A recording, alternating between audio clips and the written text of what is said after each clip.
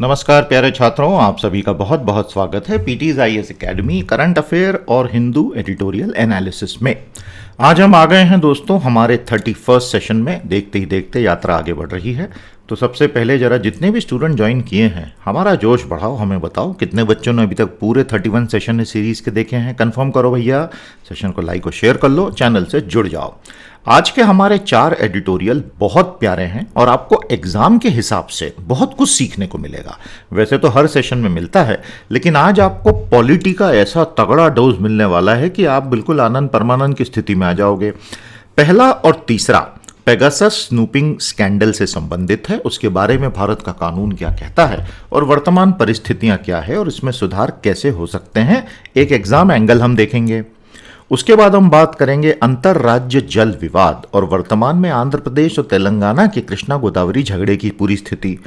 और चौथा एडिट आज का हमारा बहुत खूबसूरत है, ये थोड़ा फिलोसॉफिकल एडिट है कि विश्व भर में पूंजीवाद और लोकतंत्र के बीच का जो बातचीत चल रही है उसमें केरल की एक काइटेक्स कंपनी का मॉडल क्या है। बहुत ही बढ़िया एडिट है। तो ये हमारे आज के 4 एडिट्स हैं। सभी सिंसियर स्टूडेंट्स को हमारा ये निवेदन है, इस सीरीज को बहुत ढंग से फॉलो कीजिएगा। एग्जाम में आपको इतना फायदा करा के जाएगी कि आज आप कल्पना नहीं कर सकते हैं।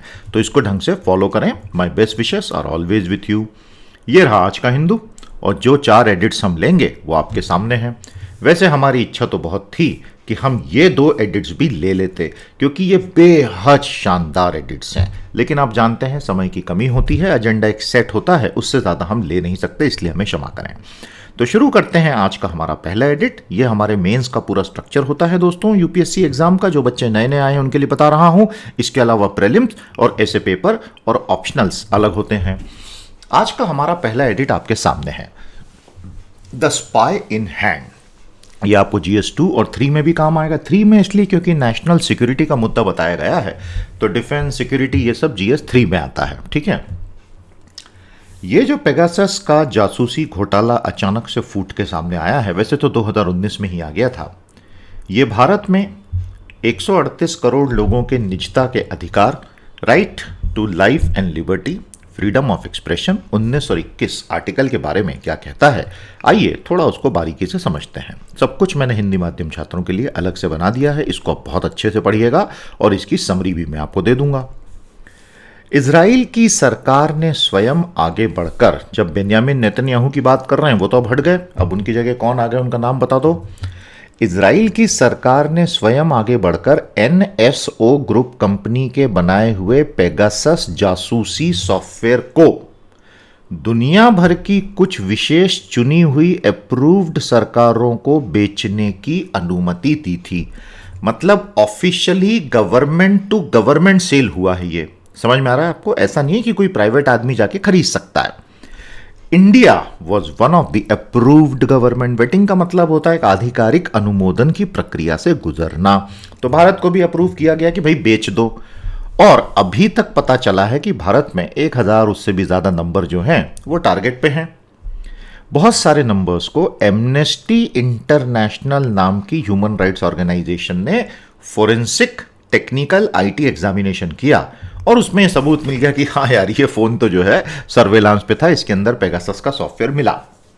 बहुत सारे भारतीय नागरिक जो हैं वो इस जासूसी प्रक्रिया का शिकार बने, जो किसी तो भी सरकार ने की है। अब देखिए, भारत सरकार ने तो कुछ स्वीकार किया ही नहीं है संसद में, तो हमें ये पता नहीं है कि ये जासूसी भारत सरकार कर रही थी, सर्वेलांस भारत सरकार ने किया या किसी विदेशी सरकार ने किया।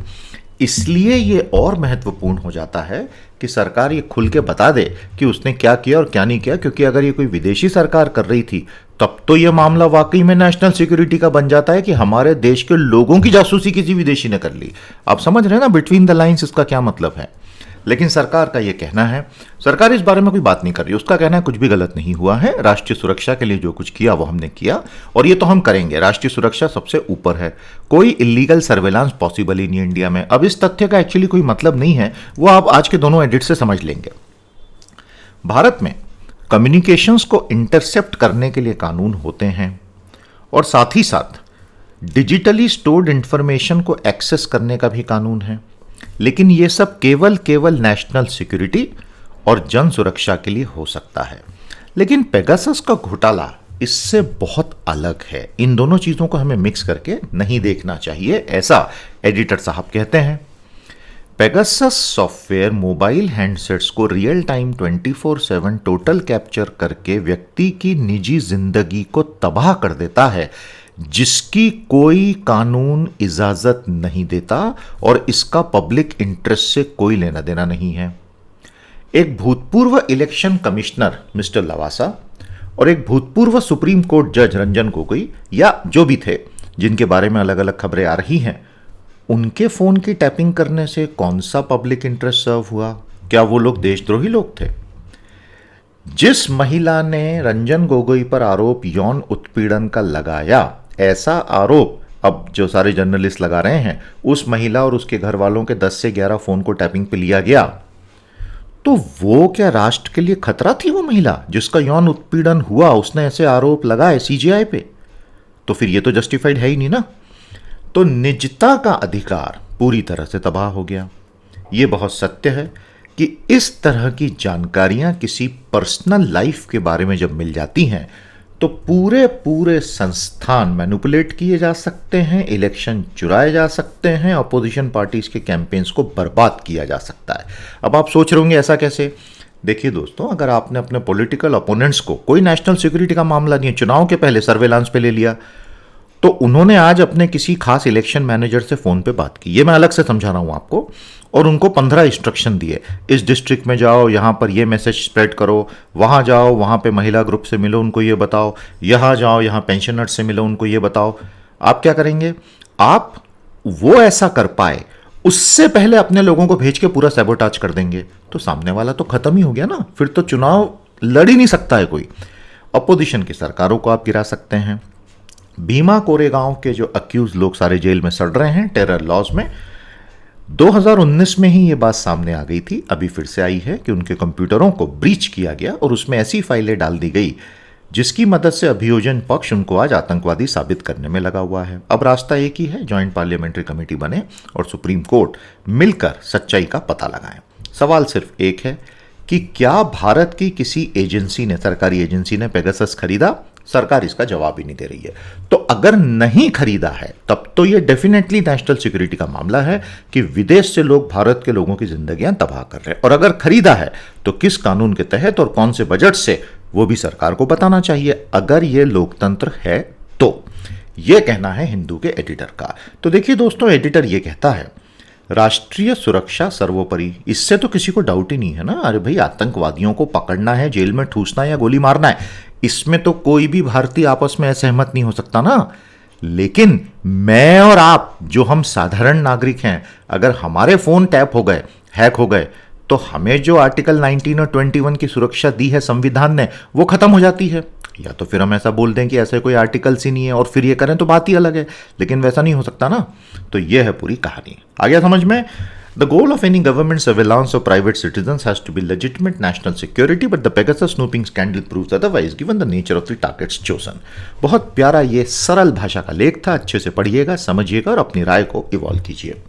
मुझे बहुत बहुत खुशी है, मैंने कल आपको हमारे इस नए अपकमिंग आईएएस के कॉम्प्रिहेंसिव ट्रेनिंग कोर्स की जानकारी दी, और खल के खल हमारे यहाँ एनरोलमेंट होने शुरू भी हो गए। आपका बहुत बहुत धन्यवाद साथियों, आपने इतना प्यार दिखाया। हम 23 अगस्त से ये बैच ला रहे हैं, पूरी बैच मैं कंडक्ट करूंगा, और ये 360 डिग्री सॉल्यूशन होगा। एग्जाम के लिए आपको जो भी चाहिए ना, प्रीलिम्स 2022 और मेंस 2022 के लिए, मैं आपको सब कुछ प्रोवाइड करूंगा। और आप देख ही सकते हैं, सारे फीचर्स इतने अद्भुत हैं कि आप इसे मिस नहीं करना चाहेंगे। हमने इसकी फीस को भी बेहद रीजनेबल रखा है, मंथली पेमेंट ऑप्शंस भी दे दिए हैं, हिंदी अंग्रेजी हम दोनों में इसको पढ़ाएंगे। आगे बढ़िए, हमारी साइट पर जाकर प्रोडक्ट को पूरा एक बार बारीकी से पढ़ लो बेटा, pteducation.com/UPSCIS, लिंक मैंने नीचे कमेंट में भी दे दी है, और अच्छे से पढ़ के मेरी टीम से बात कर लो और अपने सारे डाउट्स क्लियर करा लो, और आज के आज एनरोलमेंट करा लो, अपनी सीट सुरक्षित करा लो।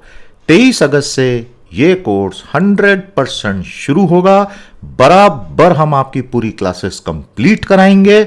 और आप अगर इस कोर्स के बाद पूरी तरह से तैयार होकर नहीं निकले तो कहिएगा, we are completely committed to your success in this programme. आगे बढ़िए और पूरे जोश के साथ आज के आज एनरोल कीजिए। बहुत बहुत धन्यवाद। अपने साथियों को भी कृपया बता दीजिएगा और आपकी जितनी क्वेरीज हैं कमेंट थ्रेड में आप पूछ सकते हैं। हमारी टीम के नंबर दिए, उनसे डायरेक्टली आप बात कर सकते हैं। आज का हमारा दूसरा एडिटोरियल है inter state water dispute, GS23, क्योंकि इकोनॉमिक्स भी इन्वॉल्व है, ऐसे प्रीलिम सभी जगह काम आएगा। इंटर स्टेट वाटर डिस्प्यूट्स और केंद्र सरकार की नई सोच, इसमें केंद्र सरकार की काफी तारीफ की गई है। एडिटर कहता है कि जो हमारी केंद्रीय मंत्रालय है जल शक्ति का, अभी नाम बदल के हुआ जल शक्ति, इसके पहले क्या नाम था वो भी बता दो। उसने अभी हाल ही में जो अधिसूचना जारी की है उसमें कृष्णा और गोदावरी नदियों का जो प्रबंधन मंडल है इरिगेशन और हाइड्रो पावर प्रोजेक्ट का, उसके जुरिस्डिक्शन को लेकर, अधिकार क्षेत्र को लेकर अधिसूचना जारी हुई है और अब केंद्र सरकार के कंट्रोल में आ गया है। और केंद्र सरकार ने कहा है कि ये दोनों मिलकर अब 36 और 71 प्रोजेक्ट्स कृष्णा नदी के और गोदावरी बेसिन के साथ मिलकर एडमिनिस्टर, रेगुलेट, ऑपरेट और मेंटेन कर सकते हैं। और इनका लक्ष्य होना चाहिए आंध्र और तेलंगाना में पानी का न्यायोचित इस्तेमाल। पानी का इस्तेमाल ही सबसे बड़ा झगड़े का सबब रहा है और इनफैक्ट जब तेलंगाना का निर्माण हुआ था तब उसके पीछे यह बहुत बड़ा कारण था। The battle was mainly over waters of the Krishna river, Krishna नदी के पानी पर। आंध्र प्रदेश ने लिफ्ट इरिगेशन स्कीम रायलसीमा के लिए प्रस्तावित की थी। रायलसीमा वो क्षेत्र है जहां पानी की बड़ी तंगी है और जो मुख्यमंत्री हैं जगनमोहन रेड्डी वो वहीं से आते हैं। तेलंगाना ने बदले में 6 प्रोजेक्ट प्रपोज कर डाले। जो केंद्रीय जल शक्ति मंत्री हैं GS शेखावत, वो उस अपेक्स काउंसिल के अध्यक्ष हैं, इन दोनों रिवर बोर्ड के। और तेलंगाना को इस नए अरेंजमेंट के लिए तैयार करने में 9 महीने का समय लग गया मंत्री महोदय को। तेलंगाना की सबसे बड़ी आपत्ति ये थी कि ये जो केंद्र सरकार नया अधिसूचना जारी कर रही है वो तब आना चाहिए जब tribunal on Krishna water sharing अपना वर्डिक्ट दे दे। जिस दिन कृष्णा नदी के जल बंटवारे पर बना हुआ न्याय प्राधिकरण अपना डिसीजन दे देगा, उसके बाद केंद्र सरकार अपनी अधिसूचना लाए। और इसके लिए तेलंगाना ने सुप्रीम कोर्ट में पिटीशन लगा दी। तो उसके बाद सेंटर ने उसको चेताया कि भाई ऐसा मत करो, ऐसे में बात बिगड़ जाएगी, अपनी पिटीशन वापस ले लो। तो स्टेट ने पिटीशन वापस ले ली। साथियों, आपको यह पता ही होगा, supreme court state versus centre के सारे मामलों का निपटान करता है।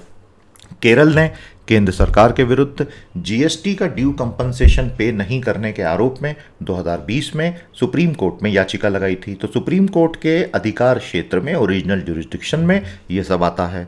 तो एक बार हमें बताइएगा कि सुप्रीम कोर्ट के कितने सारे अलग अलग ज्यूरिसडिक्शन होते हैं। दूसरा सवाल, क्या भारत के हाई कोर्ट्स सुप्रीम कोर्ट के अधीनस्थ कोर्ट होते हैं? बहुत अच्छा सवाल मैंने पूछा है, सोच समझ के जवाब देना। Are the high courts of India the subordinate courts of supreme court? बताइएगा। तो अब ये केंद्र सरकार की जिम्मेदारी है। एडिटर साहब बोलते हैं कि भैया ये जो अब सशक्त बोर्ड बनाए गए हैं वो काम ढंग से करें, क्योंकि अब तो केंद्र का डिसीजन फाइनल होगा इनके ज्यूरिसडिक्शन को लेके। दोनों राज्यों के अपने अपने पानी के प्रोजेक्ट्स और पावर के प्रोजेक्ट्स को लेकर अपने अपने मत हैं और यहाँ पे हाइड्रो पावर प्लांट चलते हैं, क्योंकि इन दोनों ही राज्यों के बहुत सारे अविकसित क्षेत्र अभी तक बचे हैं। And water and energy are the 2 big drivers of prosperity and progress and material growth. इस स्टेट का जब बाइफर्केशन हुआ था आंध्र और तेलंगाना का, poor river water utilisation Krishna Godavari का एक बहुत बड़ा मुद्दा था रायलसीमा के लिए। इन दोनों को water conservation, energy conservation, irrigation efficiency अब काम करना चाहिए। पूरी की पूरी सिंचाई की कुशलता बढ़े, ये इनका लक्ष्य होना चाहिए। Low cost options are a must now, क्योंकि प्रॉब्लम यह हुआ है कि दोनों स्टेट के फाइनेंसेस कोविड में बहुत गड़बड़ा गए हैं। प्यारे साथियों, भारत की जो मैक्रो इकोनॉमिक फाइनेंशियल स्थिति है कोविड के बाद बहुत बुरी तरह से डगमगाई हुई है। आने वाले 10 सालों में, इस साल तो हमारा GDP ग्रोथ 9, 9.5, 10, 11% तक हो जाएगा, क्योंकि बाउंस बैक इफेक्ट है पिछले साल के क्रंच के बाद। असली खेल चालू होगा 2022-23 से 2029-30 के लिए। उसमें अगर हर साल हम 8 से 9% ग्रो हुए, या हर साल हम 6 से 7% ग्रो हुए, या हर साल हम 4 से 5% ग्रो हुए, उससे भारत का भविष्य पूरा का पूरा तय होने वाला है। और इसलिए यह बहुत आवश्यक है कि अगले 10 सालों में इस देश का केवल एक लक्ष्य होना चाहिए, आर्थिक वृद्धि, आर्थिक वृद्धि, आर्थिक वृद्धि। तो मैंने आपको एक दूसरा एंगल भी अपनी तरफ से समझा दिया है। आप एग्री करते हैं? द सेंटर में now finally start thinking about river basin organisations.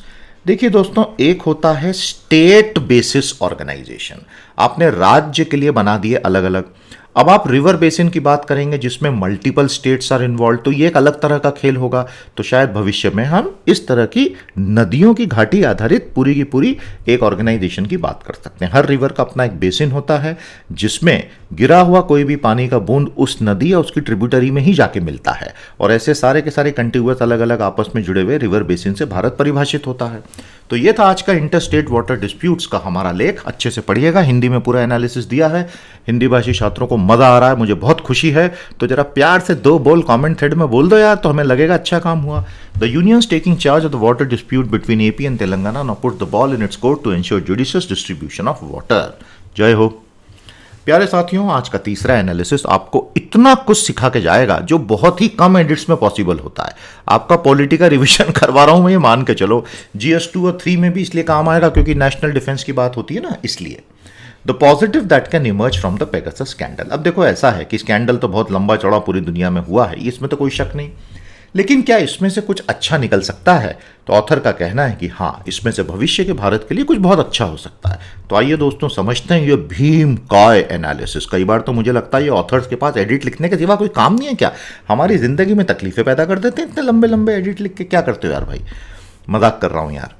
In America, in the aftermath of the Watergate scandal in 1970s, जिसके कारण रिचर्ड निक्सन को त्यागपत्र देना पड़ा था, जासूसी करवाई थी उन्होंने, वहां के कानून निर्माता यानी कि सांसद ने यह कहा था अमेरिका में 1970s में कि अगर कभी अमेरिकी लोकतंत्र पे किसी तानाशाह ने कब्जा कर लिया तो जिस तरह की टेक्नोलॉजी खुफिया विभाग के पास अमेरिका के उस समय आ गई थी, वो उस तानाशाह को एक संपूर्ण तानाशाह बना देगी जिसके बाद उसका कोई विरोध ही नहीं कर पाएगा। He will become a total tyrant.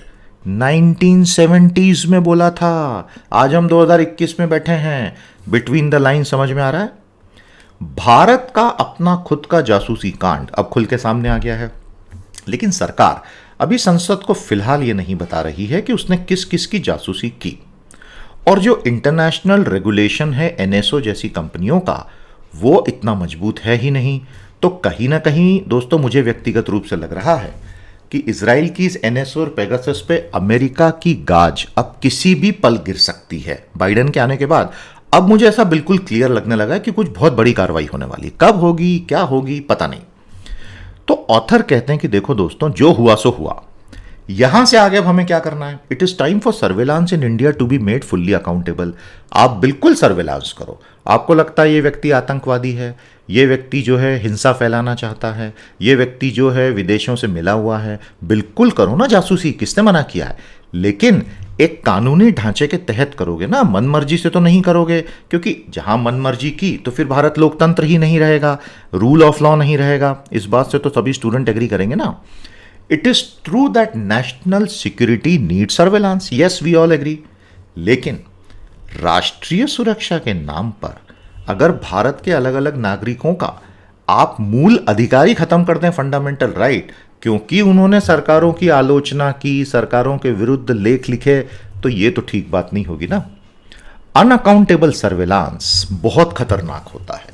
एक ऐसी जासूसी जिसमें न तो संसद सवाल पूछ सकती है, न जुडिशरी का कोई सुपरविजन है, केवल सरकार का एक अधिकारी तय करता है कि इसकी जासूसी कर लो, उसकी जासूसी कर लो। ऑथर कहते हैं यह बहुत खतरनाक होता है। क्यों खतरनाक होता है?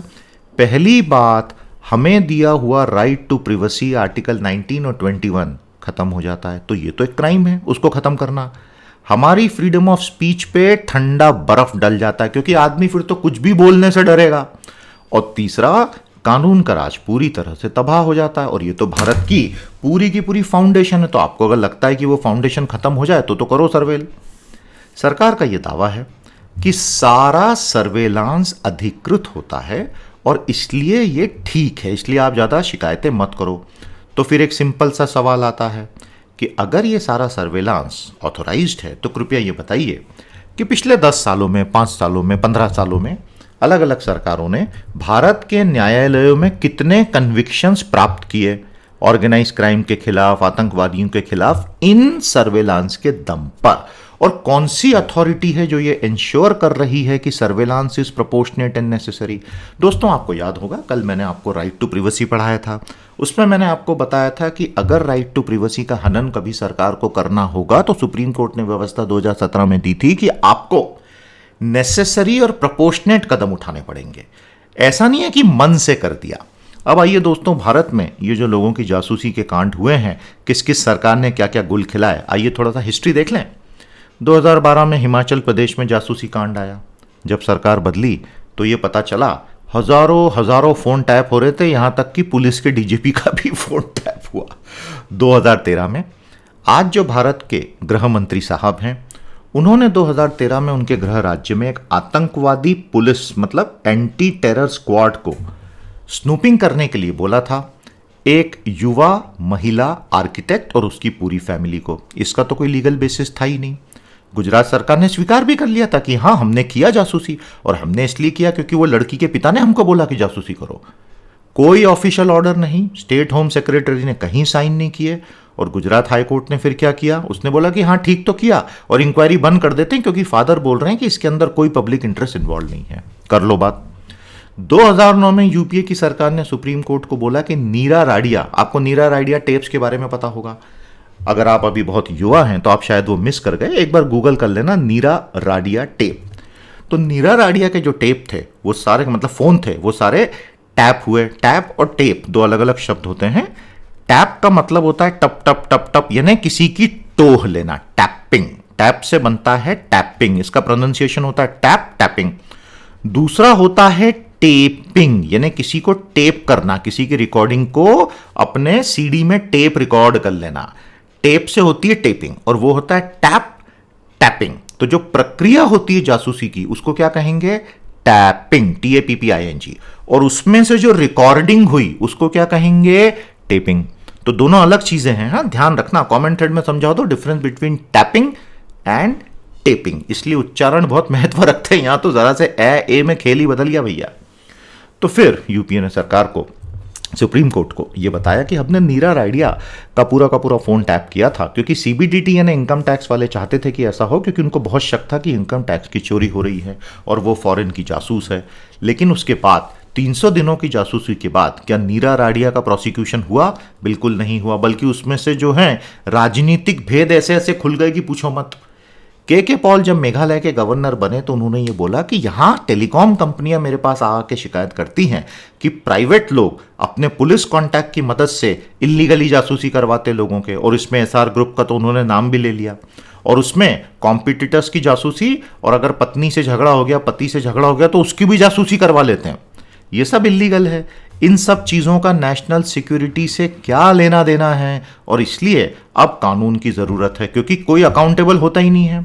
तो आज भारत में कौन से कानून हैं? आज के हमारे कानून जो हैं वो सरकार को अनुमति देते हैं कि आप कम्युनिकेशन को इंटरसेप्ट और मॉनिटर करो। Section 92 of criminal procedure code, call record, rule 419A of telegraph rules, section 69 and 69B of the information technology act, और कुछ एजेंसीज को इसमें अधिकृत किया गया है।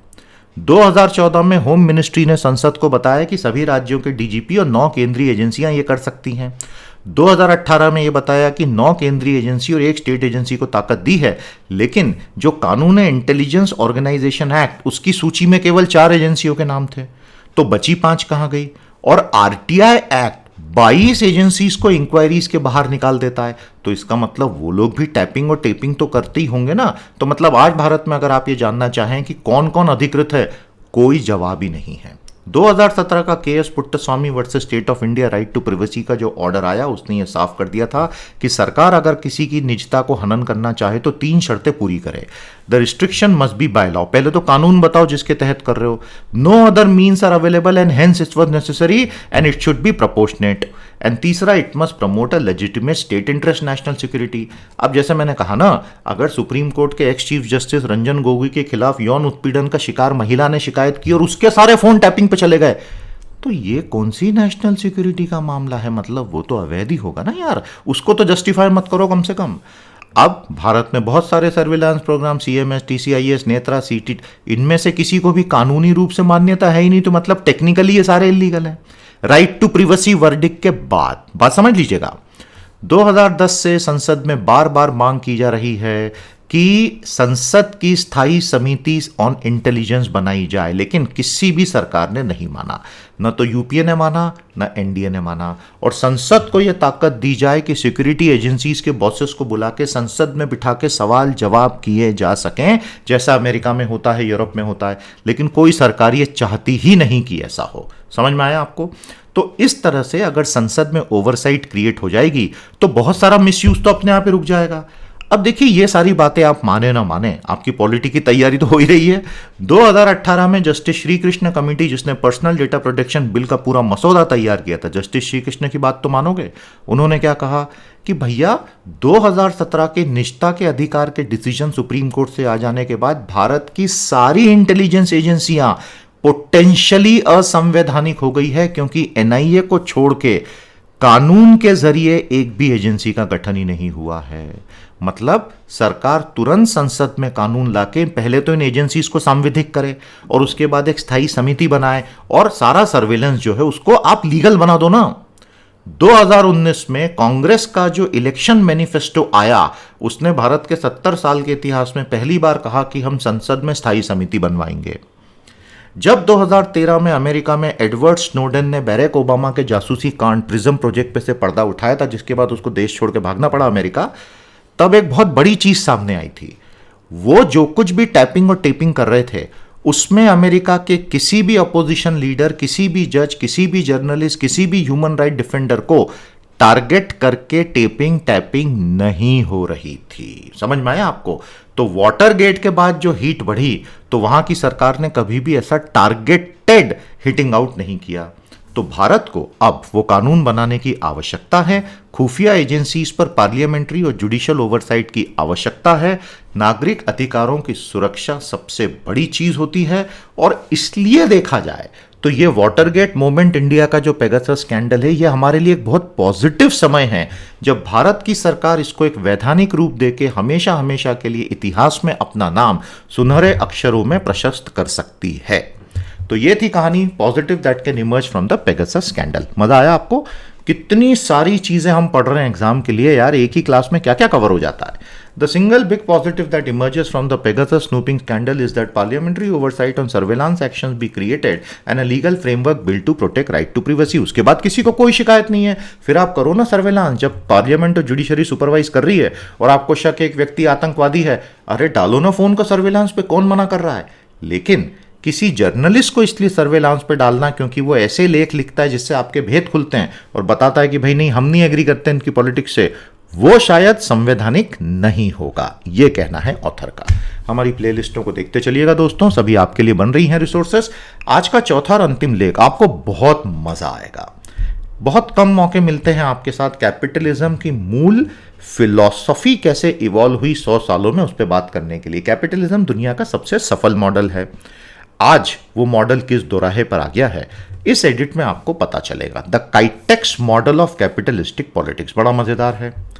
कपड़े बनाने वाली कंपनी है काइटेक्स। अभी हाल ही में उसने केरल में बोला कि मैं केरल छोड़ के जा रही हूं, मैं तेलंगाना चली जाऊंगी। कंपनी ने ऐसा बोला, उसके मालिक ने ऐसा बोला। बाकी के सभी स्टेट बड़े खुश हो गए और तेलंगाना ने तो रेड कारपेट बिछा दिया। यहां अब जो बड़ा सवाल निकल कर आता है, ऑथर कहते हैं कि कैपिटलिज्म और डेमोक्रेसी के बीच का जो लेन देन चल रहा है, नेगोशिएशन चल रहा है, वो दरअसल है क्या? अमीर विश्व बाइडेन के आने के बाद अचानक से इस भयानक सच्चाई से रूबरू हुआ कि अमीर विश्व की पॉलिटिक्स पर वहां के कैपिटलिस्टों का पूरा कब्जा हो चुका है। और इसलिए अमेरिका ने पूरी तरह रिवर्स गियर डाल दिया है। ग्लोबल कॉर्पोरेट मिनिमम टैक्स से शुरुआत करते हुए G7 ने तय कर लिया कि ये बहुत हुआ, इन कॉर्पोरेशंस को इस तरह की खुली छूट देकर ये तो हमारी जड़ ही खोद देंगे, इसलिए उनको मिनिमम टैक्स देने के लिए अब मजबूर किया जा रहा है। Enough of this tax haven nonsense. लेकिन यहां दो सवाल आते हैं। पहला यह कि जो भी कैपिटलिस्ट कंपनी कहीं काम करती है, वो जहां काम करती है वहां के राजनीतिक और सामाजिक ढांचे के साथ कैसी जुड़ती है, और दूसरा, अलग अलग देश, अलग अलग भारत के राज्य, किसी भी देश के राज्य आपस में कैसे कॉम्पीट करते हैं इन्वेस्टमेंट पाने के लिए। अब ये काइटेक्स का उदाहरण बहुत ही मजेदार है। काइटेक्स जो है दोस्तों एक्सपोर्ट्स करता है, केरल में है, 10,000 लोगों को नौकरियां दी हैं, उनमें से ज्यादातर लोग केरल के बाहर के हैं। और वॉलमार्ट काइटेक्स से बहुत कुछ खरीदता है। काइटेक्स ने 2015 में एक बहुत ही क्रांतिकारी कदम उठाया। उसने वहां के पंचायत चुनाव में चुनाव लड़ना शुरू कर दिया और 19 सीटों में उसने अपने कैंडिडेट खड़े कर दिए। एक कंपनी ने 17 जीत गया, पंचायत उसके कंट्रोल में आ गया। उसके बाद 2021 के असेंबली इलेक्शन में 8 जगह से विधायकी के चुनाव लड़े, सब जगह से वो हार गया और उसने 2020 में ही 3500 करोड़ के निवेश की घोषणा की थी और 21 में वो चुनाव हारा। 2021 के जब असेंबली के रिजल्ट्स आए तो नेचुरली जो सरकार थी वो काइटेक्स से खुश तो नहीं ही रही होगी, तो फिर काइटेक्स ने शिकायत की कि हमसे बदला ले रहे हैं, जून के महीने में 11 इंस्पेक्शन करवा दिए हमारे यहाँ, तो हमको इतने बुरे लोग थोड़ी हैं, हम तो जा रहे हैं आगे का इन्वेस्टमेंट तेलंगाना में।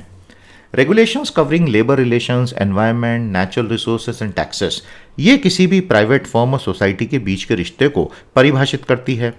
कैपिटलिज्म और डेमोक्रेसी का रिश्ता ये होता है कि इलेक्टेड रिप्रेजेंटेटिव और ब्यूरोक्रेट कैपिटलिस्ट कंपनी को बेसिकली किस दायरे में बांध के रखते हैं। अब ये दायरे कई बार legal, illegal, formal, informal, bribe, donation सबसे परिसंचालित होते हैं पूरी दुनिया में। जब पॉलिटिकल पावर किसी देश में बहुत डिसेंट्रलाइज हो जाए तो कंपनियों के लिए नेगोशिएशन जटिल हो जाते हैं। तो जैसे केरल में अगर चीफ मिनिस्टर एक ऑर्डर पास करें तो ये ज़रूरी नहीं कि पंचायत लेवल पे वो कैरी होगा, अगर पंचायत के ऑर्डर्स अलग हैं तो इसलिए सिंगल विंडो का कॉन्सेप्ट कई बार हम सुनते हैं, लेकिन सिंगल विंडो वहीं पॉसिबल है जहां एक आदमी के हाथ में सारी पावर कॉन्सेंट्रेटेड है। तो इन्वेस्टर्स फिर क्या सोचते हैं कि अब अपना पैसा मैं कहां डालूं और उस जगह की पॉलिटिक्स कैसे होगी। यहीं से जब 20वीं सदी शुरू हुई 1910, 1920, 1930, तो अमेरिका के राज्यों के बीच में रेस टू द बॉटम शुरू हो गई। ये जो रेस टू द बॉटम है ये आपने G7 की मीटिंग में भी सुना होगा। और जब रेस टू द बॉटम शुरू हुई तो हमको कैपिटल अट्रैक्ट करना है नॉर्म्स को डाइल्यूट करके, और फिर ये ग्लोबल रेस हो गई। आयरलैंड इसमें सबसे आगे निकल गया और रेस टू द बॉटम में उसने बोला कॉर्पोरेट बहुत कम टैक्स देके मेरे यहाँ आ जाओ, और वो टैक्स हेवन बन गया जिसको जो बाइडन अब रिवर्स कर रहे हैं। भारत ने 2015 से वर्ल्ड बैंक के साथ ईज ऑफ डूइंग बिजनेस निकालना शुरू किया। नॉर्मली किसी भी स्टेट को, देश को आजकल इन्वेस्टर फ्रेंडली तब बोलते हैं जब वो इतना ताकतवर हो कि उसके सामने कोई टिक ही नहीं पाए। एनवायरमेंट, लेबर, लोकल पॉपुलेशन की कोई बात सुनना नहीं है और सीधे सीधे टैक्स कंसेशन देके इन्वेस्टमेंट करवा लेना है। झारखंड को ईज ऑफ डूइंग बिजनेस में क्या रैंक मिला? 5। केरल को क्या मिला? 28। और झारखंड को यह रैंक तब मिला जिस साल उसने 3000 आदिवासियों को जेल में डाला था जो पैसा और एफआरए के अधिकार मांग रहे थे। पैसा यानी panchayat extension to scheduled areas act, FRA यानी फॉरेस्ट राइट एक्ट, जो उनके संवैधानिक अधिकार हैं। 1980 के पहले जब ग्लोबलाइजेशन शुरू नहीं हुआ था तो कैपिटलिस्ट लोगों को एक एक देश के साथ अलग अलग नेगोशिएशन करना पड़ता था। फिर ग्लोबलाइजेशन में तो ऐसी आंधी आई कि सारे देश सब रेड कारपेट बिछा के खड़े हो गए। 2010 में अमेरिका के सुप्रीम कोर्ट ने एक अजीबोगरीब डिसीजन दिया। Unlimited election funding by corporate and plutocrats was made possible. तो अमेरिका के जो 100, 150, 200 सबसे अमीर लोग हैं वो सीधे सीधे पॉलिटिकल पार्टीज को इतना पैसा देने लगे कि पार्टियां ने सरेंडर कर दिया पूरी तरह से। फाइनली तो रिपब्लिकन पार्टी का बॉस अमेरिका का एक सबसे बड़ा अमीर आदमी खुद ही बन गया, Donald Trump. He is a plutocrat himself, right. Kitex group ने भारत में बहुत नई परिपाटी शुरू कर दी। काइटेक्स ग्रुप के चेयरमैन ने एक अनाउंसमेंट की कि मैं भारत की सभी कॉरपोरेट से निवेदन करता हूं कि चुनाव लड़ना शुरू करो और भारत की राजनीति को अपने कंट्रोल में ले लो। Can you believe it? Kitex group का चेयरमैन बोलता है कि भारत की कंपनियों को लोकतांत्रिक तरीके से चुनाव लड़ने चाहिए और राजनीति में अपना दखल डायरेक्टली बढ़ा देना चाहिए। मुझे वो कॉमेडियन की याद आई जिसने बोला था कि भाई प्राइम मिनिस्टर और मेरे बीच में तुम क्यों आ रहे हो? समझ में आ रहा है ना? मतलब इस इंडस्ट्रियलिस्ट और मेरे बीच में प्राइम मिनिस्टर क्यों आ रहे हैं, हट जाओ तो मैं डायरेक्टली इंडस्ट्रियलिस्ट से डील कर लूंगा। काइटेक्स ग्रुप एग्जैक्टली वही तो बोल रहा है कि अब तो कॉर्पोरेट को पॉलिटिक्स कंट्रोल कर लेने दो। बहुत ही मजेदार परिस्थिति है। लेकिन क्या हुआ कि बाकी के कॉर्पोरेट्स ने उसकी बात नहीं सुनी। नहीं तो पता चले भारत में 100 बड़ी पॉलिटिकल पार्टी आ गई, रिलायंस की पार्टी, अडानी की पार्टी, टाटा की पार्टी, बिरला की पार्टी, महिंद्रा की पार्टी, थापड़ की पार्टी, सबकी, बजाज की पार्टी, और सब आपस में लड़ रहे कि कौन किसको चुनाव देगा। बड़ा इंटरेस्टिंग होगा यार, क्या लगता है आपको? तो कैपिटलिस्ट लोगों ने धीरे धीरे धीरे ऐसे रेजिम्स को फेवर किया जहां पर एक सिंगल आदमी सारे डिसीजंस लेता था, और ये मॉडल बहुत अच्छा चला। लेकिन 2020 आते आते पश्चिम के लोकतंत्रों की सांस फूल गई जब उनको ये पता चला कि उनके यहाँ वर्किंग क्लास का पूरी तरह से शोषण हो चुका है, फेयरनेस खत्म हो गई है, शिक्षा और ट्रेनिंग में गरीब इतना पीछे हो गया और अमीर इतना आगे हो गया कि पूरा समाज टूट जाएगा। तो G7 ने 180 डिग्री दिशा ही बदल ली इस साल। आपको बात समझ में आई? तो कहीं ना कहीं अब हमको ये देखना पड़ेगा कि भारत की दिशा ये है कि हम ज़्यादा से ज़्यादा ओपनिंग अप कर रहे हैं, स्टेट्स को बोल रहे हैं आपस में compete करो, तो स्टेट्स उसके लिए नॉर्म्स को डाइल्यूट कर रहे हैं। पश्चिम जो है रिवर्स गियर लगा के हर चीज़ को अब टाइट कर रहा है। तो आने वाले 10 सालों में भारत और पश्चिम के मॉडल की दिशा अलग है। कौन कहां पहुंचेगा 2030 में हमें पता चल जाएगा। आगे समझ में बहुत ही मजेदार एनालिसिस था। The global relation between capitalism and democracy is evolving and the west is tightening the screws on rampant capitalism that ignores human rights. तो प्यारे दोस्तों, आज के चारों एडिट्स हो गए समाप्त। एक बहुत बहुत इंपॉर्टेंट न्यूज आई है। सुप्रीम कोर्ट ने एक कोऑपरेटिव कॉन्स्टिट्यूशन अमेंडमेंट जो आया था 2012 में, पार्ट 9 भी इंट्रोड्यूस हुआ था 97th अमेंडमेंट से, उसके कुछ हिस्सों को जुलाई 2021 में खारिज कर दिया है। अब मिनिस्ट्री ऑफ कोऑपरेशन जो अभी बनी है उस पर इस डिसीजन का सीधा सीधा असर आएगा, लेकिन कोर्ट ने पार्ट 9B के उस हिस्से को खारिज नहीं किया जिसमें मल्टी स्टेट कोऑपरेटिव सोसाइटीज केंद्र सरकार के तहत आ सकती हैं।